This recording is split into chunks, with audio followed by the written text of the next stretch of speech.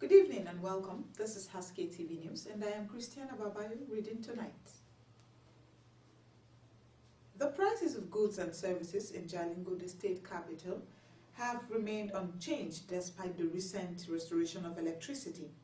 This development has become worrisome to some residents of the city. Haske TV's Farida Sanusi spoke to some people within the metropolis.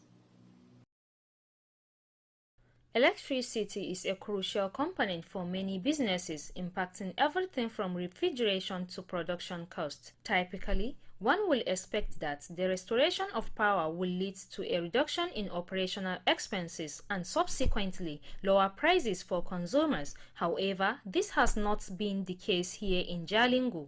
The power supply has recently been restored after a prolonged outage. While residents are grateful for the return of electricity, many are puzzled by the fact that the prices of goods have not decreased as many had hoped. Many residents expressed their concerns, hoping that the cost of living will become more affordable with stable electricity. However, several challenges continue to affect pricing. When there was no power supply before, the business was kind of difficult. Because we have to use our money to buy fuel, and the cost of fuel that time has risen up. So I would say it was very difficult because everything, without power supply, without NEPA, the price of everything used to increase. Even the A4 we used to buy, the price has increased. So I would say now that light is back, I would say even though up to now the price is still high, but with time I know that the price will reduce because with power, the price of everything will reduce. So I would say if there is light in Jalingo or anywhere, then the price of things are going to reduce. So I would say with this light, with the power supply available, and the price of everything has reduced. So I would say it has helped me and my business a lot. Maganan tsadar rayuwa da kake magana akai ko kuma muke magana akai babu wani canji don NEPA ta dawo. Lura da cewa price abubuwa da ya riga da ya hauhawa kowane angul. So koda da wutan ya dawo ma wasu ba san yanzu haka wutan ma ta dawo ba. Sabili da wasu wurare ma babu wutan gaba daya. Wasu anguwanni a nan cikin Jalingo ba su da wuta. Sannan a nan kuma inda wutan yake ba wani canji da aka samu. Illa ya kama abun kullun ƙara hauhawa yake. Farashi na safe daban na yamma daban. Muna kira ga su wanda ba su rage farashi ba su yi considering because mutane da yawa yanzu ana cikin wani yanayi na rashin kuɗi na sadan abinci. Sai su yi considering wannan su rage faracinsu because in dai mutum zai rage faracinsa ba abun da zai hana ci dan samu abun dai riba kan akwai kadan-kadan. For now, the people of Jalingo continue to adapt and hope for better days ahead. Farida Sanusi Abubakar, Haske TV News. The federal government has declared Wednesday, June 12 as public holiday to commemorate this year's Democracy Day. The Minister of Interior, Olubunmi Tunji-Ojo, in a statement on Tuesday by the Permanent Secretary of the Ministry, Dr. Aishetu Indayako, congratulated Nigerians on the celebration. Tunji-Ojo added that President Bola Tinubu is committed to positive reforms to revive the nation's economy and enhance security. The minister called on Nigerians and friends of Nigeria to appreciate the progress that has been made and look forward to a better future for Nigeria's democracy.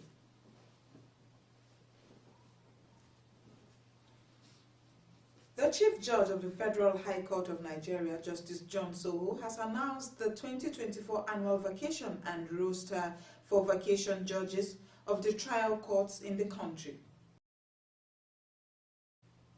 Justice Soho, in a statement made available to newsmen on Tuesday in Abuja through the Federal High Court Assistant Director of Information on ICT, Catherine Christopher, stated that the annual 2024 vacation is slated to commence Tuesday, July 23rd, 2024, and billed to come up to an end Friday, September 13th, 2024. According to the CJ, this is by the provisions of Order 46, Rule 4D of the Federal High Court Civil Procedure, Rules 2019. For the duration of the vacation, Justice Emeka Nwite and Justice Peter Olifu will be handling cases with urgency at the Federal High Court Abuja until the court sitting resumes on Monday, September 16, 2024. We will now go on a short break, and when we return, Haske TV News will continue. Stay tuned.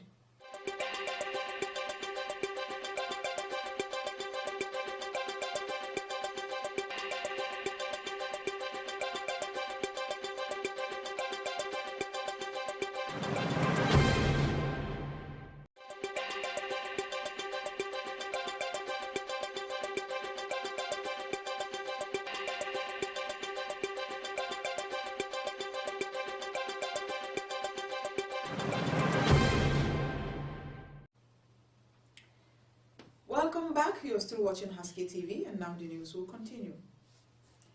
The Comptroller General of the Nigeria Immigration Service, Kemi Nanda, has